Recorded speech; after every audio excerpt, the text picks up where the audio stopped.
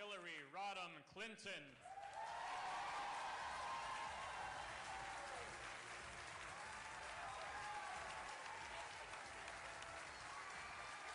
Hi, everybody.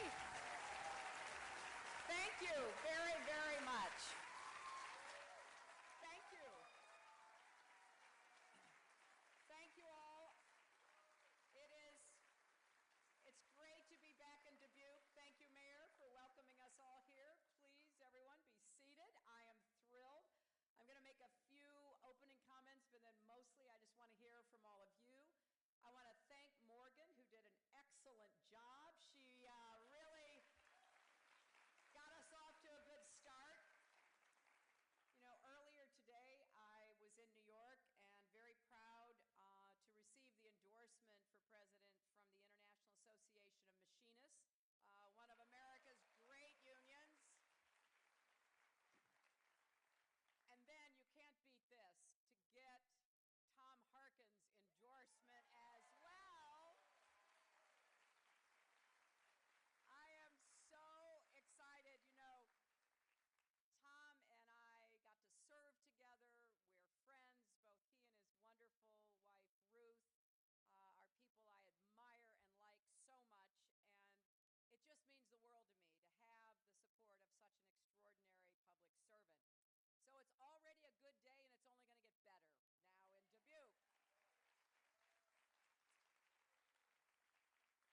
You know, I'm running for president to renew the basic bargain of America. If you work hard, you ought to be able to get ahead and stay ahead. And I think we have some work to do to make that true again. And one of the most important ways we can raise incomes and give more Americans, particularly young Americans, the chance to get ahead and stay ahead is by making college affordable and available to everyone.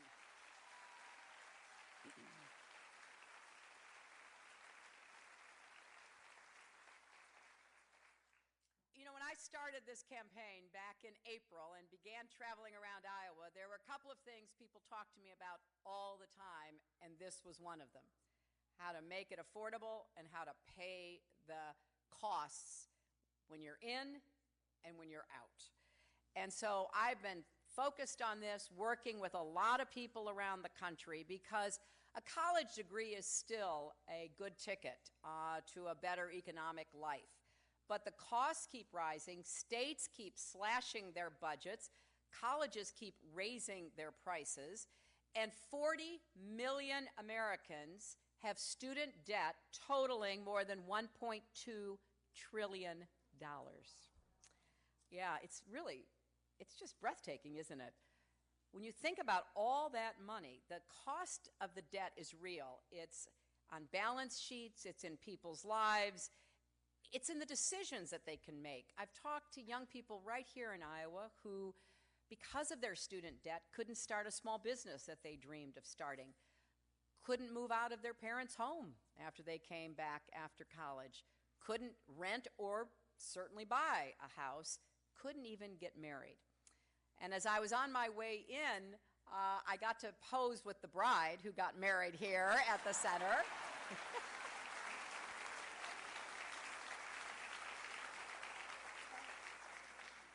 That was one of the other highlights of today. You know, from my perspective, college should help people achieve their dreams, but paying for college is driving more and more people further and further away from their dreams. That's why I have proposed a new college compact. We have to make a quality education affordable and available without saddling young people with decades of debt. Now, here's my plan.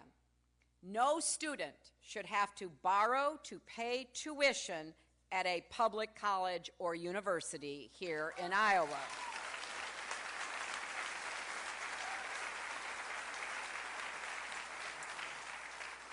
And millions of borrowers with student debt will be able to refinance it at lower rates.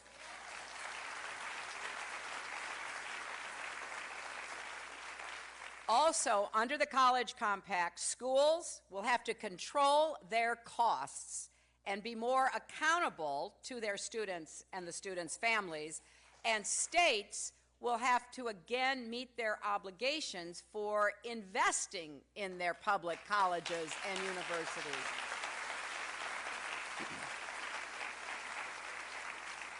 And the federal government will have to increase its investment in education and stop profiting off of college student loans.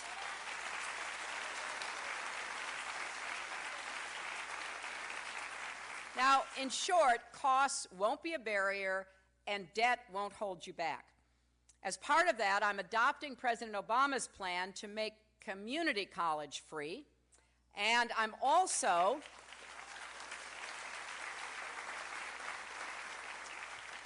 planning to increase the number of people who can join AmeriCorps and do national service, and then you will be guaranteed public university debt-free.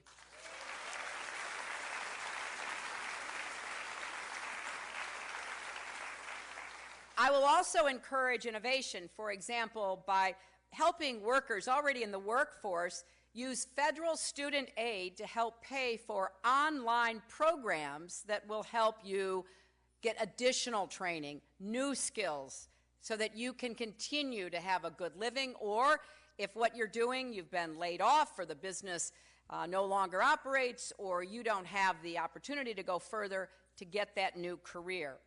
And students who receive Pell Grants will be able to use them to pay for living expenses so you won't have to take out additional loans.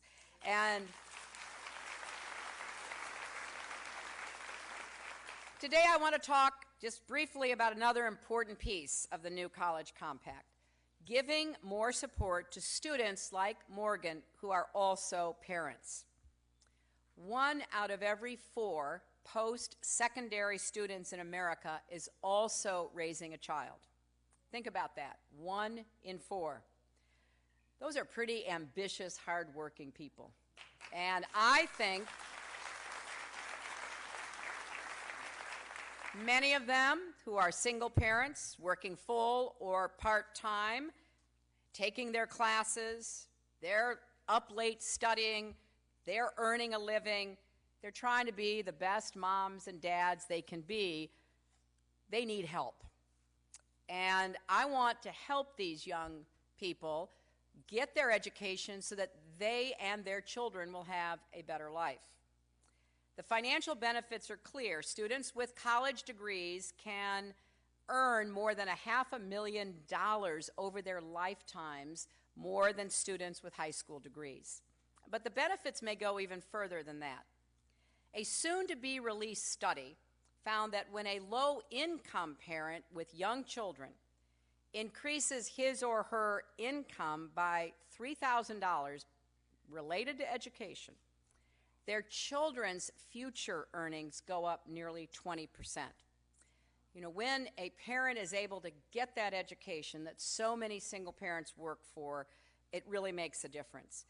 And there's a lot of intangible benefits. When little kids see their parents working hard to get their degree, when they see that pride, when they go to that graduation and they're part of that cheering section that I've heard at so many graduations across America, they understand how valuable and empowering education is. But it's hard. And for many years, I have supported a program that I started in Arkansas because I taught at the law school in Arkansas, and I had a lot of single-parent students. Their car would break down. They wouldn't know how to get to class. They didn't have a margin of economic cushion. And oftentimes they would come to me and they would say, you know, I can scrape together through my job the money to pay the tuition, and I'm living at home. I'm not paying room and board. But what about the books? What about all the other costs? I just don't have the resources. And on average, student parents who do graduate are saddled with more debt than other students. I don't think in America anyone should have to choose between being a good student and being a good parent. We've got to change that.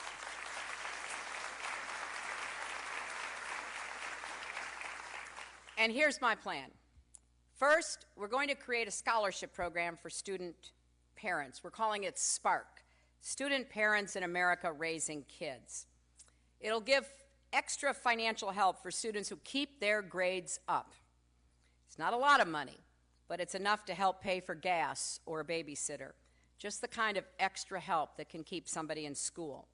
This scholarship will be a partnership. We're going to use federal money as the seed funding, and then I want communities, colleges, nonprofits, the faith community to invest and carry it forward. That's what I did in Arkansas. I started a scholarship fund, and it's helped now nearly 40,000 parents pay for their education. And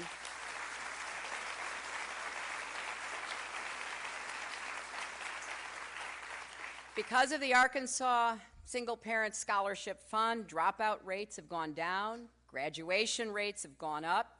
The program has worked. I started it up in the county where the university was, the University of Arkansas in Fayetteville, and now it's in every county across the state.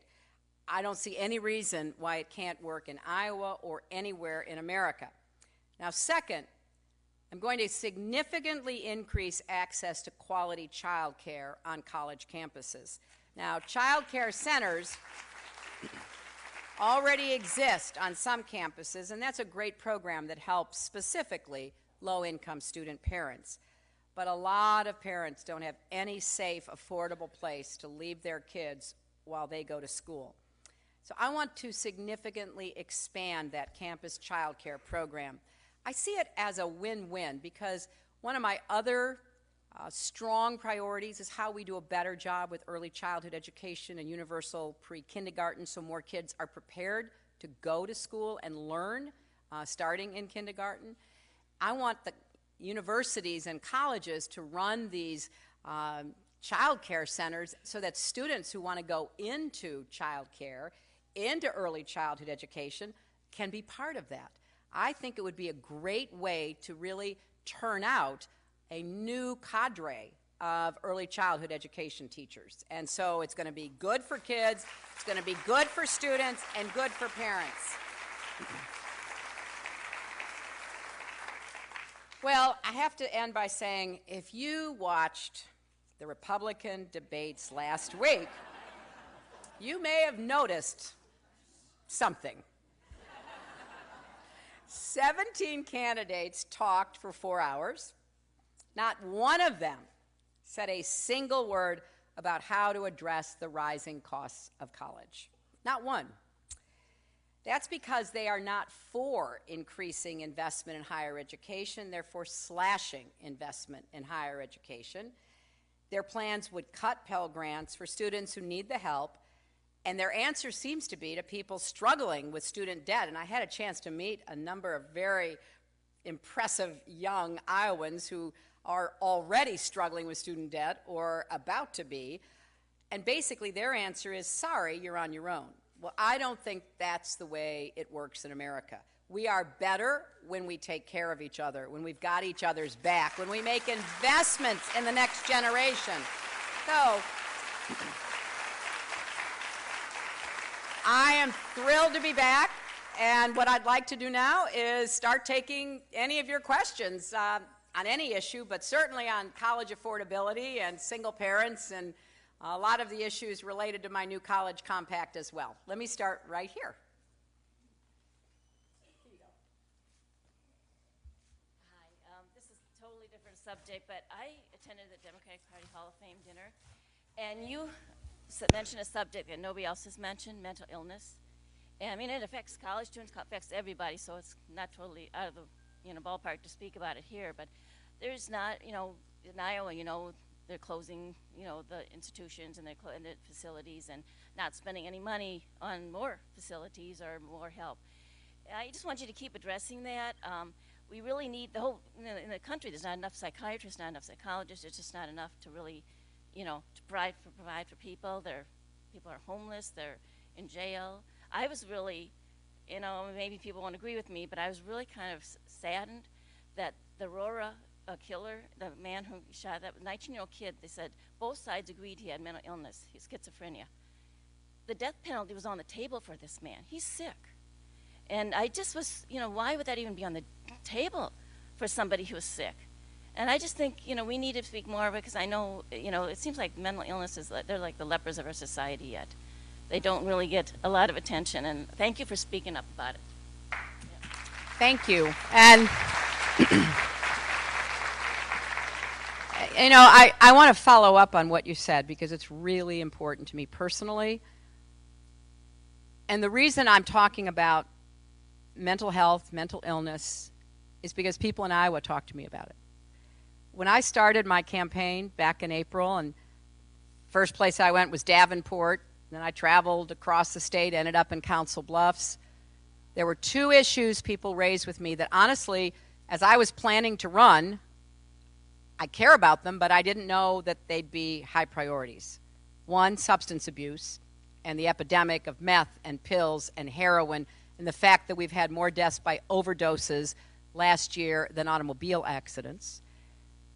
And the second, untreated mental health. And I've been talking about it everywhere. I had a town hall in Keene, New Hampshire just 2 days ago.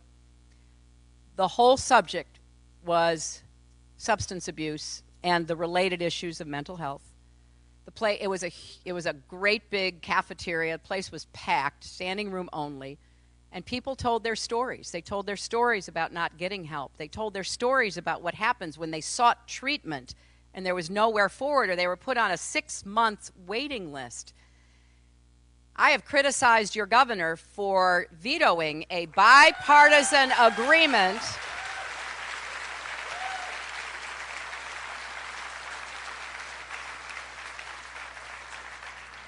to keep the 4 facilities that are in, as I understand it, the Iowa Code, 4 facilities in different parts of the state to care for people with mental health challenges.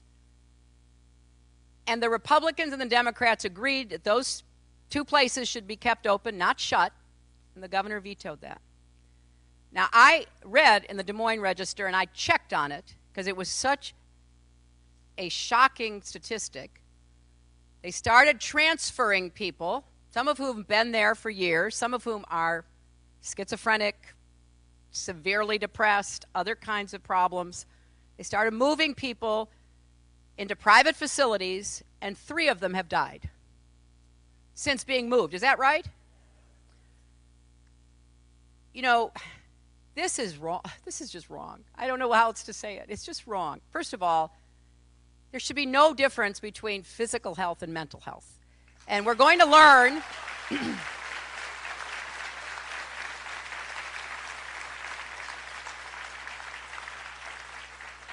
we're going to learn a lot more as we unlock the secrets of the brain and the genome and how our body is one big, operating system. We're going to learn more about why some people are vulnerable and other people aren't.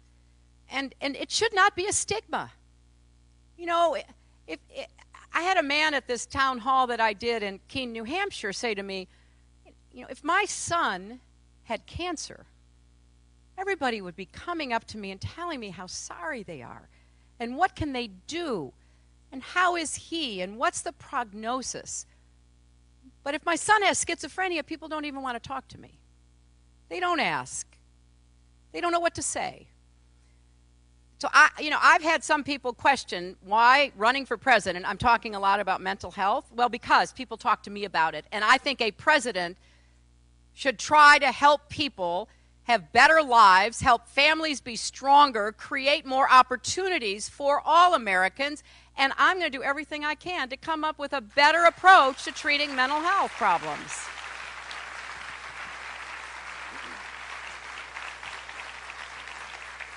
Right there? Yes, right there. Hi, my name's Annalise Eicher. Oh, you're holding the mic. Sorry. My name's Annalise Eicher. I am the program director at One Wisconsin Now. We're a Wisconsin-based organization that's actually focusing on reducing student loan debt. I'm also a student loan voter. I have student loans, and they're sitting at about 7%. My coworker has over 100,000 in loans that are about, 8.8%. And we had groundbreaking legislation in our state that Governor Walker, who is an opponent of yours in the Republican presidential primary, refuse to support. It would allow those of us in Wisconsin to refinance our student loans just like you can a mortgage, which I know would be beneficial to me, my coworker, and the over 800,000 Wisconsinites that have student loans. How would your plan help us?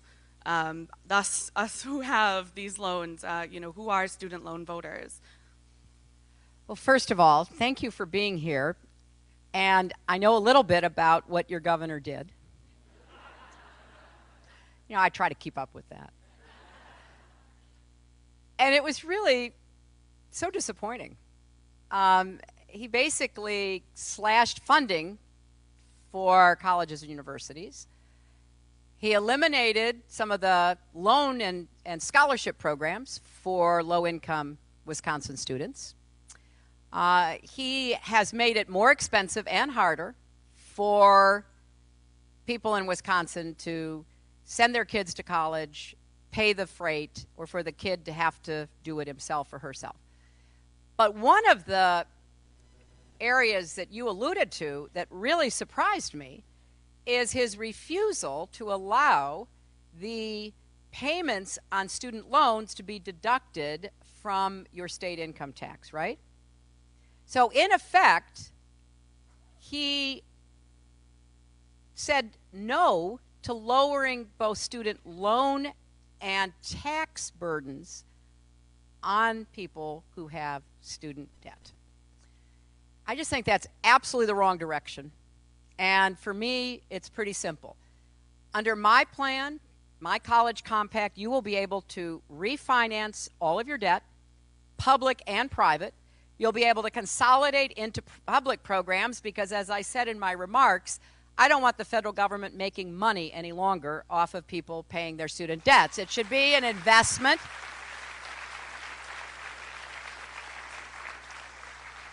And so I am very committed to having you be able, if you're at 7%, get it down to what the interest rate now is, because you can refinance your car, you can refinance your home. You ought to be able to refinance your student debt, which for many people is by far their biggest obligation. I also want more people to take advantage, which is why I'm going to streamline and consolidate the programs for income-based repayment. Income-based repayment is a way of getting costs down for a lot of people with student debt, but not enough people know about it.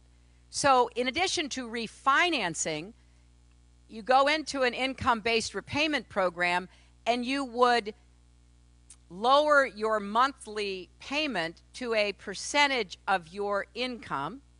Then I want to put an end date. If you are current and you are paying what you're supposed to pay, especially after you've been refinanced, you're doing income-based repayment, then at the end of 10 years, if you're doing public service work, or the end of 20 years, the loan should be forgiven. Now, if you are not, if you're not pulling your weight, if you're in default and you're not paying what you should pay, it's going to take you longer because we're going to have to get you current. We're going to have to get you in a program that will help you better understand how to deal with all of your other obligations. But I can tell you that for me, this approach is a win-win-win. It's a win for the individuals and their families because a lot of families, parents and grandparents, guarantee these loans. I've had a number of people tell me as grandparents that they're guaranteeing their grandchildren's student loans. Some grandparents have taken out mortgages in order to do that. So this is not just about the individual. This is about a whole family committed to your education. So I want to relieve the burdens. Secondly, I want states to figure out ways to make the right decisions about decreasing costs. There are a lot of studies about what really adds to your college experience and what doesn't. I hear and read that, the governor of your state, he's just basically taken a big meat cleaver, just cut, as opposed to saying, how are we going to get those costs down? And there's some clever ideas. I'll give you one, because in my plan, I do expect students to work at least 10 hours a week. You know, I think that's important because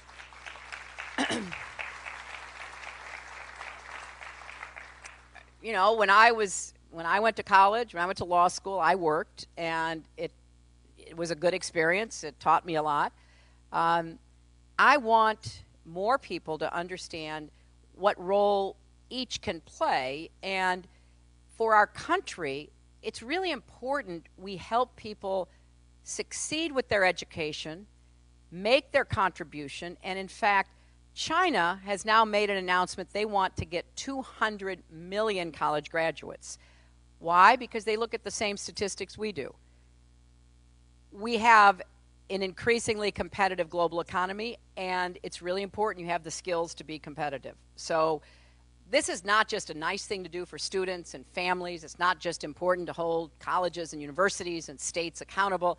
This is about our economy, how competitive and successful we can be. So I'll have more to say about your governor as we move forward, but I think that's a very good example of what I disagree with.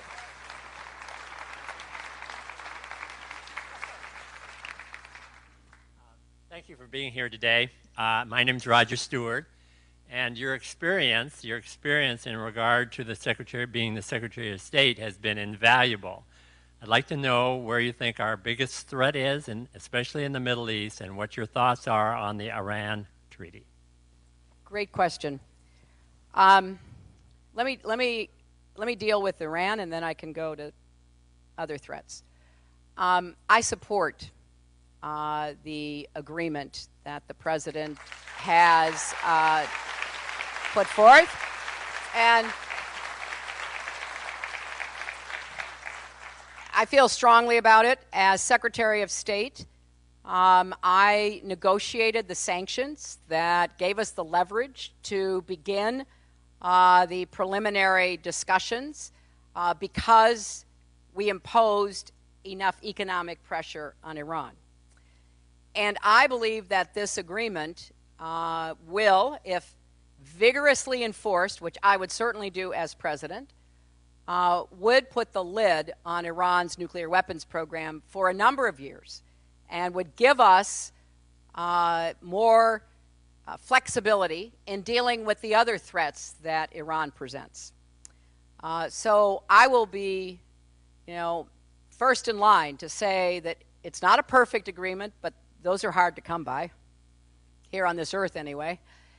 And so therefore, we have to look at what the alternatives are, and by any standard, it is far better than any of the alternatives, either walking away, losing the pressure we put into place through the sanctions, and basically allowing Iran to pursue a nuclear weapons program. Having said that, Iran's other behavior continues to pose a threat in the Middle East, destabilizing governments, threatening Israel, exporting terrorism. And therefore, I think we do have to put together a similar coalition to try to rein in Iran's other actions that are destabilizing and dangerous. I believe I can do that because it was not easy when the president asked me to be Secretary of State, and he and I first started talking about all the threats we faced. We inherited the following. It was under George W. Bush that the Iranians mastered the nuclear fuel cycle. It was under George W. Bush that the Iranians built covert facilities. It was under George W. Bush that they stocked those facilities with centrifuges and got them spinning. So when we began to work on this, the president and I looked at each other and said,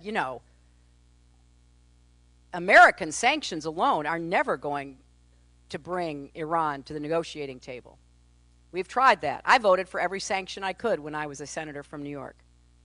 So that's when, I began to travel extensively, meeting with our negotiating partners, including China and Russia, to make the case for international sanctions.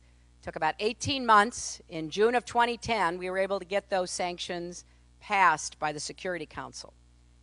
that's when the pressure began to build on the Iranians. And then I spent another good year traveling around convincing countries to follow the sanctions.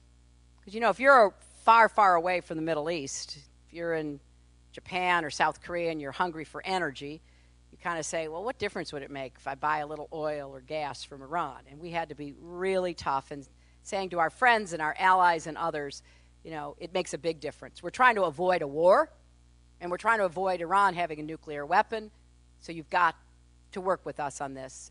And they did, and the pressure built. And then I began to put together the preliminary talks that led to the negotiations. And I think the President and Secretary Kerry and Secretary Moniz have done a great job. And so we've got this chance now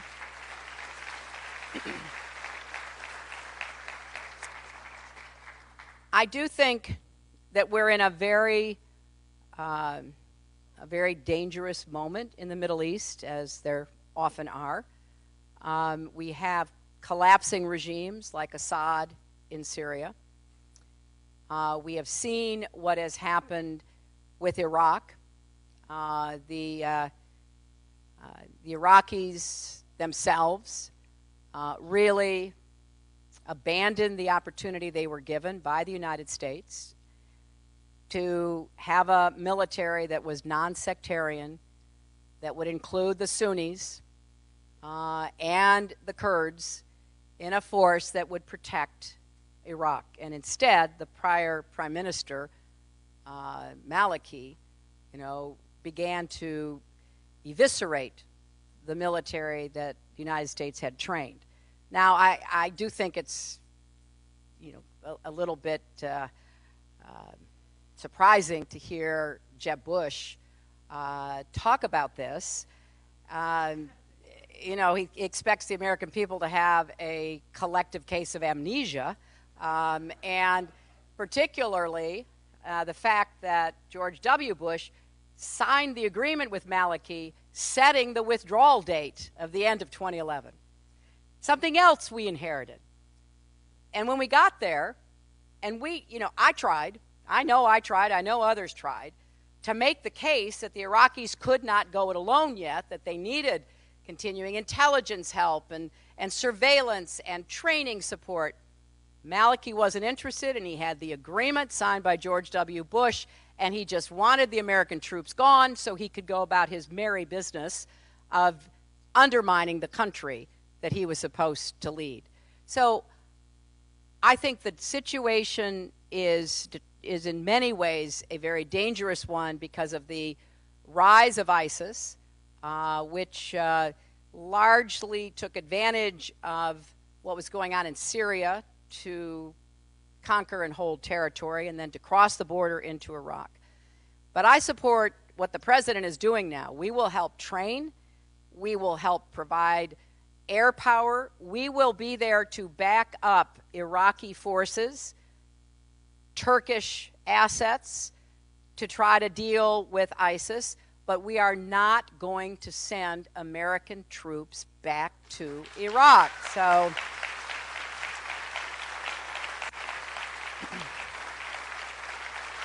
and finally, just let me quickly say, Putin and Russia, troubling. How many of you have seen the last season of House of Cards? I mean, he's a lot taller than Putin, but the actor playing him, based on my experience negotiating with and being with Putin, is right on the money. It's really quite remarkable. China's moves in the South China Sea are something we have to watch carefully, and their territorial demands vis-a-vis other countries, Vietnam, Japan, etc. North Korea remains always a threat because they have a nuclear weapons program, and they are developing intercontinental ballistic missiles, not to our level of sophistication, but they're determined to get, to Hawaii if they can. So that is something we have to keep a close look on. A lot of the unrest and the conflict in Africa is in and of itself terrible because no people have in the last 20 years suffered more than Africans have from conflicts. 5.5 million people killed in Congo. And so we have a serious challenge to try to help resolve those conflicts and prevent terrorist groups from, taking hold in any of those areas like Boko Haram or Al-Shabaab or others. But on balance, we have a lot more opportunities than threats and dangers. And I think we need to be looking at how we are going to lead in the 21st century, leading with our values, leading with our interests, protecting our security and that of our allies, friends, and partners. And I would just close by saying, I went to 112 countries as your Secretary of State, and I came away with two overriding convictions. One, no matter what they say about us, most people wish they were here, not there. And so part of it is living up to our own ideals, making it absolutely clear we're going to continue to provide economic opportunity and equality and deal with our problems here at home, unlike places that just ignore them. We've got problems. Hopefully, we will tend to those problems, and that's been one of our great strengths. And then the other is the alternative to American leadership is not somebody else's leadership, it is nobody's. And that makes the world a very dangerous place. If you don't have the United States leading, whether it's feeding people, dealing with Ebola and other diseases, trying to move us forward against climate change, whatever the serious global issue might be, in the absence of American leadership, it will not get done. So I will be a president who will lead based on our best values and ideals, but I will lead our country for this century.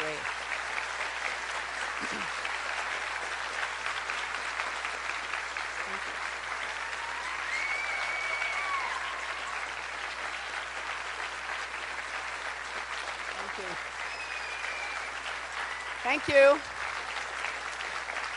Thank you. I should quit now. There's no doubt about that. Lady in the pink hat? Yes. So much. Oh, I so appreciate your being here in Iowa. And it's such a refreshing dialogue compared to the circus rhetoric we've been listening to the last week, the Republican. My question is, President Obama has tried so hard to do a good job. He seems so heartfelt working, but he's had so much trouble working with the Congress. You have experience working in Congress, and I have history. I've been around a long time. In 1964, when we got the Civil Rights Bill through, President Johnson used his experience as a senator to get that bill through. I think that was primary from what I know. What can you do to help that? That's a a really important question, and one that I'm asked a lot because there's so much gridlock and paralysis in Washington right now. However, I think it's important to put it in context. President Obama got a lot done in those first 2 years, and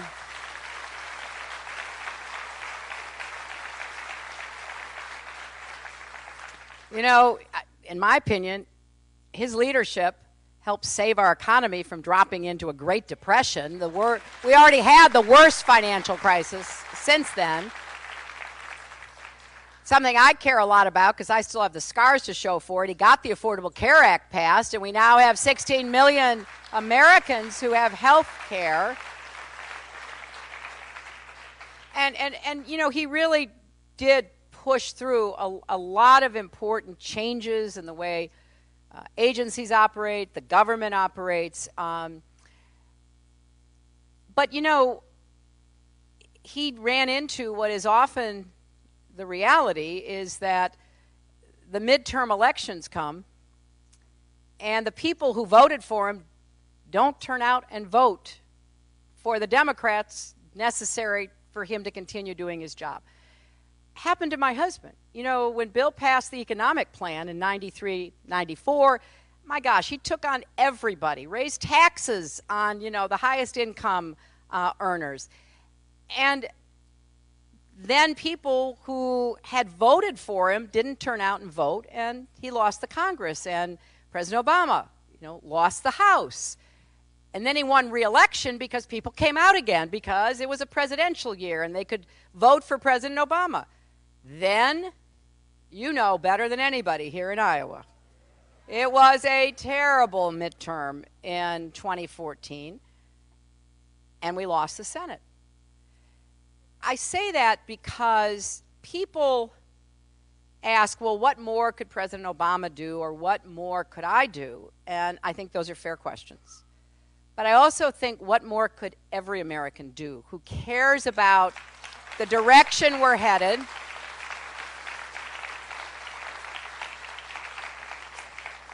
And so the first thing I would say is, I'm gonna campaign to elect Democrats and to try to win back the Senate that we lost, because I know that it will be easier to try to put through an agenda. I'm going to campaign on an agenda like the New College Compact, so that there can be no doubt in anybody's mind, this is what I intend to do. And when elected, this is what I will do. I will also go anywhere, anytime to meet with anyone to try to find common ground. I know from my own experience, 8 years in the Senate, 4 years as Secretary of State, and also watching, my husband deal with the Congress in those 8 years of his presidency, there is no substitute to building relationships, despite how frustrating it might be. That's true in life, it's true in business, it's true in anything. It's also true in politics and government. I'm going to tell you a little story. So when Bill lost the Congress in '94, the Republicans shut the government down twice. He vetoed their really deep cuts in Medicare and Medicaid and other important programs. And then he had to negotiate with them, but after he had showed he was not going to give in to them. So for the next few years, Newt Gingrich would be out there on TV saying terrible things about Bill, and often about me, nothing new about that. And then around, 9 o'clock, he'd come to the White House. He'd go up the elevator to the private second floor quarters where presidents live. Hi, we'd say, hi. Then he'd go sit down with Bill, and they would start to try to hammer out a principled compromise. Now, I will say this for Gingrich. He actually knew that in order to govern, if you're in the legislative branch, you do have to compromise. Some of the people there now think that they don't have to. It's like, my gosh, it's just like nothing I've ever seen. They don't believe they have to compromise. They think that they're sent there not to compromise. Can you imagine us even starting our country if at the Constitutional Convention everybody said, no, we're not compromising? That's just not the way a democracy works, and not the longest lasting democracy in the history of the world. So I will meet with anybody, and I will look for those places where we can get something done. I'll give you a final example. So when I graduated from law school, I went to work not for a big firm or anything like that. I went to work for the Children's Defense Fund. And I was, incredibly honored to be able to do the work I did on behalf of poor kids, neglected kids, abused kids, kids with disabilities, all kinds of problems.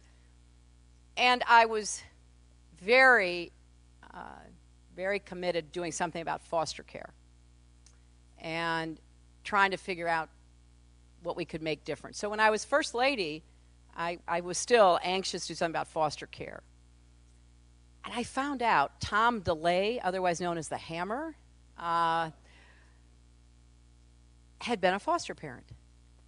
And so I called him up. And I said, Congressman, would you work with me on trying to make some changes in adoption and foster care law? It was a silence. But then he said, what do you have in mind? And I said, here's what I think would help. He actually came to the White House, did an event with me. We never agreed on anything else. But I think it's important to put together coalitions around specific issues. And somebody I found in the Senate, somebody you have nothing in common with 99 out of 100 times, you might very well write a bill with one time. And you have to be open to that. You can't carry grudges. You can't get frustrated or discouraged. You can't take personally what they say about you.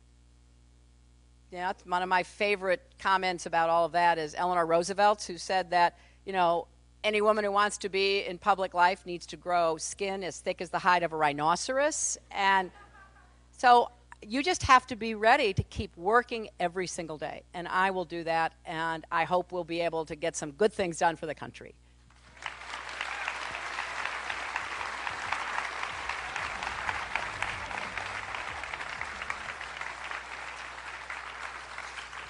Hi, my name is Denise Serrano, and I'm with UC San Diego. I work for their state government relations.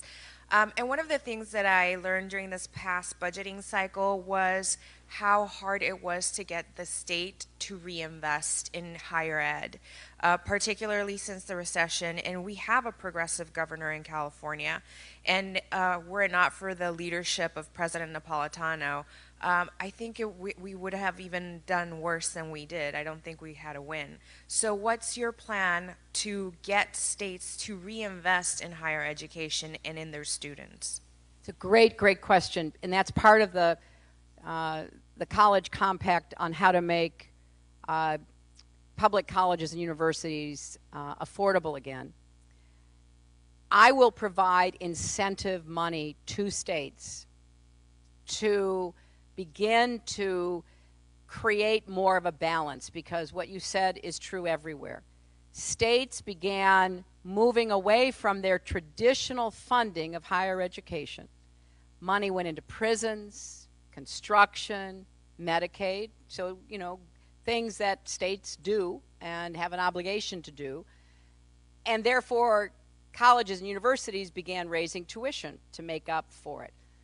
I will want colleges and universities to take a hard look about how do they slim down their administrative costs, unnecessary expenses, so that they don't have to raise tuition. And I want states to use the federal funding as an incentive to try to help colleges get the cost down. Now, somebody asked me the other day, well, what about a state with, you know, Republican governor, Republican legislature, and they don't want the federal money?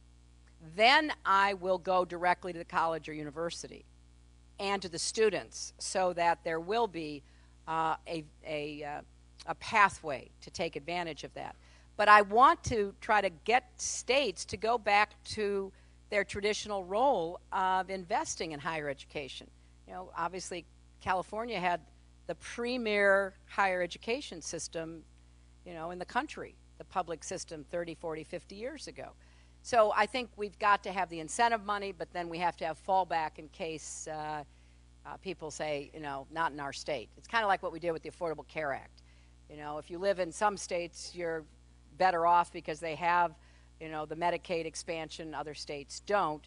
And we're beginning to see what a difference that makes in terms of the cost of insurance, how much higher it goes up. And I think in the college and university setting, we would see how much tuition goes up. And then I would want, you know, if you're in, like, say a state like, oh, I don't know, Wisconsin, and you see the cost going up, and next door in Minnesota, it's going down because the state's working to take advantage of these funds, then I think there'll be some political pressure to try to change the approach in the state that is not taking advantage of the program. Yeah. Yes, my goodness, my goodness. Yes, lady in yellow, right there. Here comes a microphone. So I have a triple question. I'm clearly Black, I am a woman, and I'm also an immigrant. I'm from Trinidad and Tobago. I'm very lucky. I'm 18 years in the States, actually worked on a campaign in New York. And I have a question about all of those things. How are you going to deal with what I think is a very real war on women that is maybe not being talked about so much, or is, you know, in terrible terms if you're the DT. And I also think I want to hear about your immigration ideas, how to make that pathway. I've been in the States for 18 years as a student, as a worker. I got my green card a year and a half ago, right? So it takes a really long time and a lot of work and a lot of money. And then, of course, I'm really interested in your ideas on Black Lives Matter, prudence, brutality, and the sort of racial tensions that are really strong in this country right now. Thank you so much.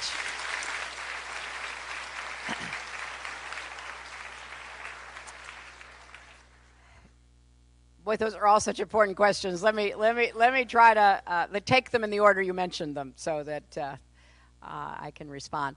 First, on immigration, I support comprehensive immigration reform with a path to citizenship, not some other status. And, you know, I have supported that for a long time. I supported the efforts that Senator Ted Kennedy made when I was in the Senate to try to bring about immigration reform. I supported the Dreamers. I supported a lot of the efforts to try to have a more rational, sensible immigration policy. And I was very encouraged when in 2010, before the midterm election, the Senate passed a bipartisan comprehensive immigration reform package, and then the House would not bring it up for a vote, which I think was a real missed opportunity. So I'm ready to defend that position and advocate for it, because we are not, and we should not even think about deporting 11, 12 million people living and working here. That is wrong, and it's and it is not something that the United States would ever do, even though some people advocate for it. They know better, but they think it gets them, you know, votes or attention. I think, secondly, there is no doubt in my mind that our labor market would be fairer to everybody, including non-immigrant Americans, if we had comprehensive immigration reform, because you would have people who would no longer be exploitable. I mean, you know, in town halls and other meetings, I've had people say, you know, my cousin was working construction and then he lost his job to immigrants, and, you know, that's not right. It's not right. And why did it happen? Because those people can be exploited. They can be paid, or in lots of instances, not even paid. They can put in a day, a week of work, and nothing happens to them when they don't get paid. The employers are gone. They're not in, you know, the laws are not enforced. They can be in very dangerous, unsafe working conditions. So my response is, if we legalize and have a path to citizenship that begins to break down the difference between undocumented, exploitable workers and everybody else, it will be good for everybody. It will be good for the people who are here, they're citizens, they want those jobs too, and now they can compete because you won't be able to do it under the table, so to speak. Secondly, on the war on women, you know, I said the other day that, you know, one of the Republican candidates, Mr. Trump, has said some, you know, very offensive, outrageous comments. But you need to look at what everybody else is saying, too. I mean, when Marco Rubio said no abortion even for rape or incest, that was hard to even believe. When George Bush, or I confused, Jeb Bush said,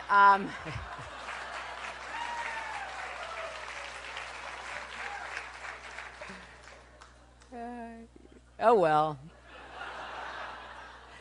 When Jeb Bush said that he thought $500,000 for women's health was too much and wasn't needed, and they all want to defund Planned Parenthood, I don't know who they talk to. I don't know who they spend time with. They sure don't spend time with, you know, women who find out they had breast cancer because they got their screening, their checkup at Planned Parenthood. They sure don't know about the women who get prenatal care, who get testing for different conditions. I mean, you really wonder, who are they listening to? And that's why I think that it's pretty deep on the other side, that there is a real dismissal of the way most women live our lives, and including, some of the challenges like equal pay for equal work. That is not a myth. It's a reality, and it hurts women who work hard, and it hurts their families, and it hurts our economy. Or not raising the minimum wage, and we know 2/3 of minimum wage workers are women. A lot of them mothers with little kids that they are supporting. So I think it's fair to say that there are enough examples from enough of the candidates running that it does look like a pattern, and we need to stand up against it. And when I talk about the economy and I put forth a plan for strong growth, fair growth, and long-term growth, I really emphasized how we need to make sure women can compete and succeed in the workplace. Mitch McConnell said, she's playing the gender card. Well, if equal pay for equal work is playing the gender card, deal me in, because that's just fundamental fairness as far as I'm concerned.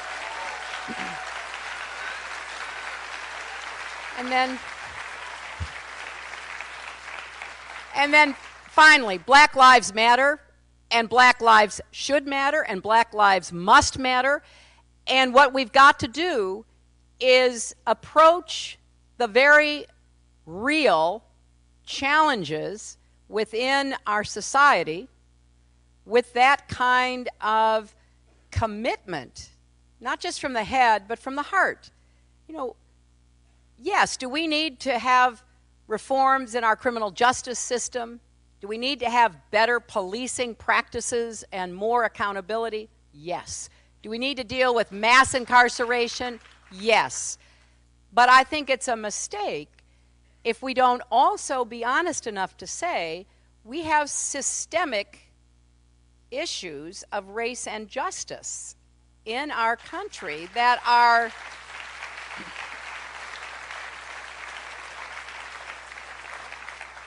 that are really troubling for anybody who came of age, as I did, during the Civil Rights era, who can remember when the Civil Rights Act was passed, when Selma happened, when the Voting Rights Act passed, who can remember the pictures, the images on TV, who can recall what it was like for so many of my friends who are African American when they were growing up, and where they couldn't go and what they couldn't do. I'm disappointed we haven't made even more progress. I'm gratified by the progress we have made, but I am adamant that we must do more. And so for me,